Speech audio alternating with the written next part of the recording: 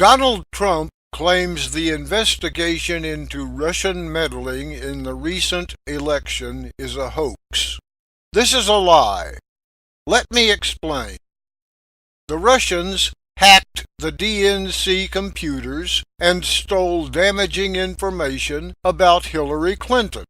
They probably got everything they needed in one hack, but they did not release it all at once.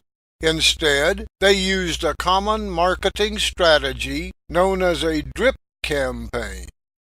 They fed their stolen information to their mule WikiLeaks drip by drip.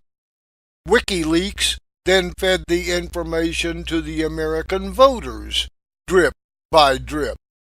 The Donald likes to claim there is no evidence the Russians meddled with the voting machines. The Russians didn't have to mess with the machines. They messed with the minds of the voters. Marketing professionals know that it takes several exposures for consumers to accept a marketing message. That's why you see the same ad running again and again. The Russians knew this. That's why for months you saw new revelations about Hillary and other Democrats almost every day. The result is history.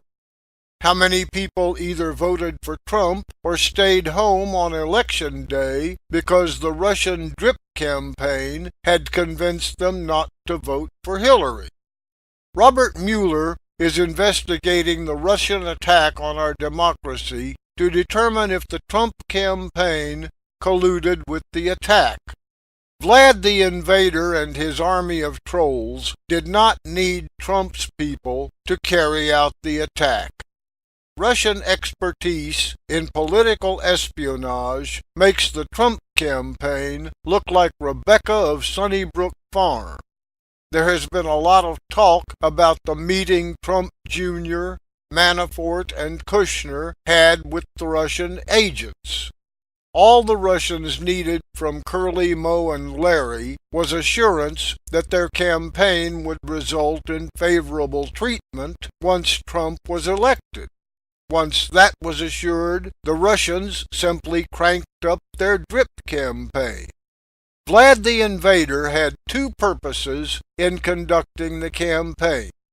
First, he wanted revenge against Hillary for her opposition to his re-election in 2012. And second, he knew that Trump was a total neophyte when it comes to government. He knew that Trump's bombastic style and lack of finesse would cripple American diplomacy and weaken opposition to Vlad's attempts to re-establish the Soviet Union.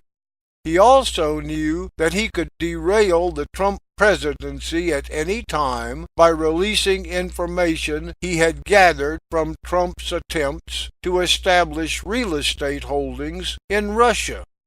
If you have ever tried to get a mortgage or business loan, you know that banks require evidence of credit worthiness. This would include tax returns, profit and loss statements, balance sheets, and other documents. I am certain that these were required by the banks Trump dealt with in his real estate endeavors.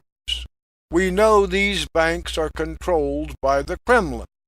If the banks have this information, Vlad has it. Trump probably knows this. This is why he is trying to divert attention away from the Russia investigation. If Vlad was to release this, it would make the Trump University scandal look like chump change. This is why I say that the claims of a Russian hoax and fake news are a lie. From the start, he has used the words of P.T. Barnum as his business model. P.T. Barnum was famous for sayings such as, "There's a sucker born every minute," and "No man ever went broke," overestimating the ignorance of the American public. Trump has succeeded by playing to the lowest common denominator. His voters are the people who not only consider their velvet painting of Elvis as fine art, they think it talks to them. If that sounds harsh, remember the immortal words of Forrest Gump. Stupid is as stupid does. If you do stupid stuff, don't be surprised when people call you an idiot. It's time we show the Donald and Vlad the Invader that we are smarter than they give us credit for.